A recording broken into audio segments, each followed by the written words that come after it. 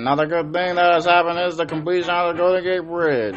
Sad to say, a couple of workers died on February when they were scaffolding, fell through their safety net, but they died making a difference in American lives. Thank you for your service.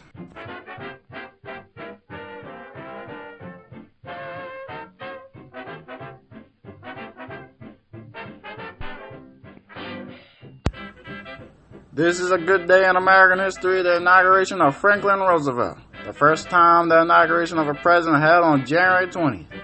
Having won the election of 1936 by a wide margin and looking forward to the advantage of Democratic gains in the House and in the Senate, the president confidently outlined the continuation of his programs.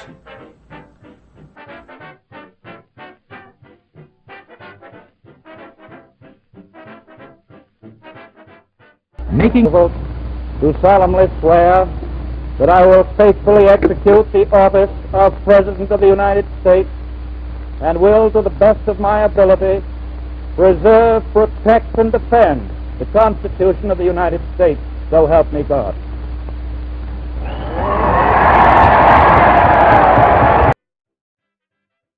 Prosperity already tests the persistence of our progressive purpose.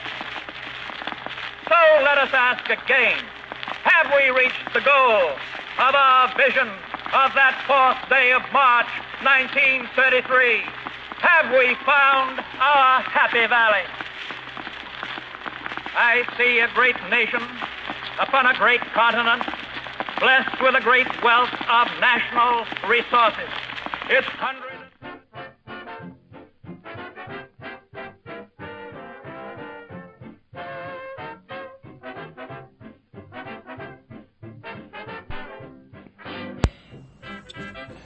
Yet still, the drought continues in Oklahoma and Texas panhandles, in neighboring sections of Kansas, Colorado, and New Mexico.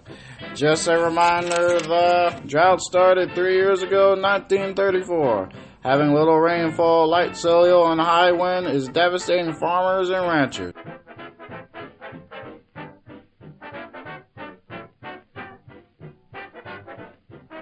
Choking cattle and pasture lands, and making people leave from the region.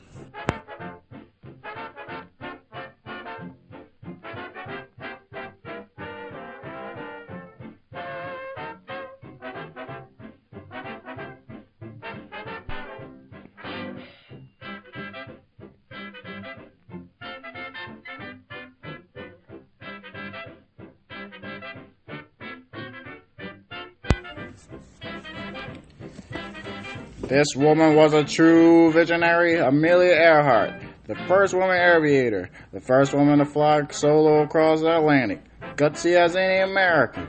She tried to fly across the whole world. June 1st, Earhart departed from Miami in a great fanfare. Heading to east, they soon landed in La New Guinea. The next stop was landing in Howland, but that would prove difficult. There was problems with overcast skies and rain. Last communication was 6:43 a.m., and that will be the last of Earhart. The search continues.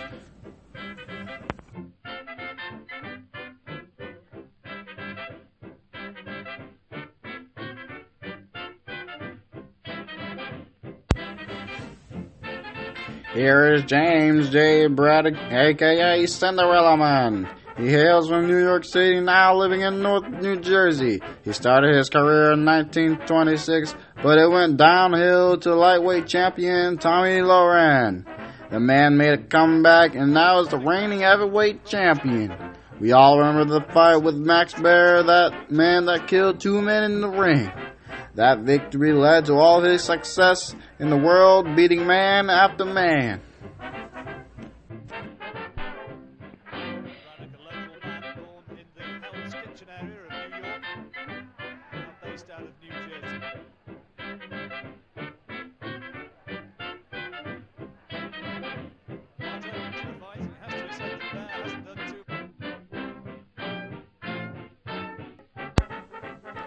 This fight won't be an easy one for Joe Louis. He is facing a man that has risen from the bottom and straight to the top, right out of the Depression.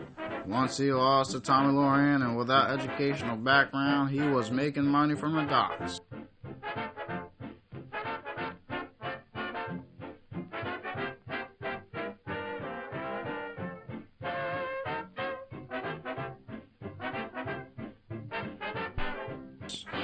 He will walk 3 miles to Weehawken and Hoboken to see if there was any work that could be found. If not, 2 miles to West New York, all to put food on the table for his wife and kids. He never gave up then, and he won't give up now. This will be a good fight, America.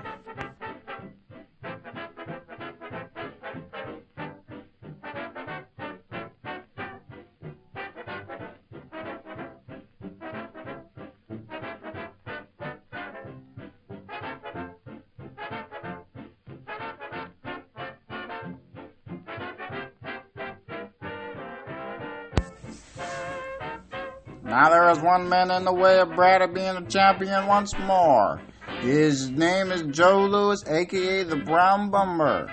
He hails from Lafayette, Alabama, and moved to Detroit. He debuted as a lightweight and knocked down 3 times, but showed promise.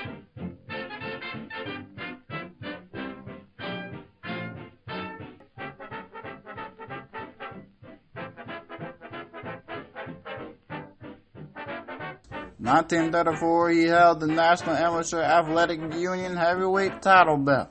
He lost his first pro boxing to Max Skelming. And now here he is trying to get the bad taste out of his mouth by going for the heavyweight defending champ.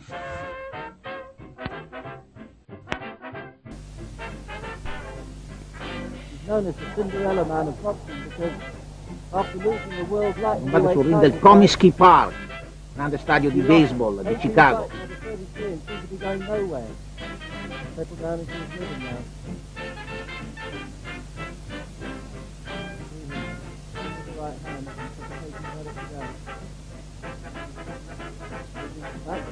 Jab sinistro Braddock.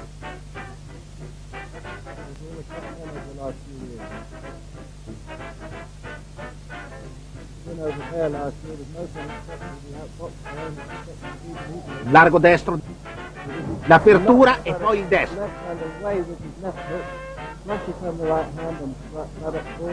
Il sinistro. A 23 anni, campione del mondo dei pesi massimi.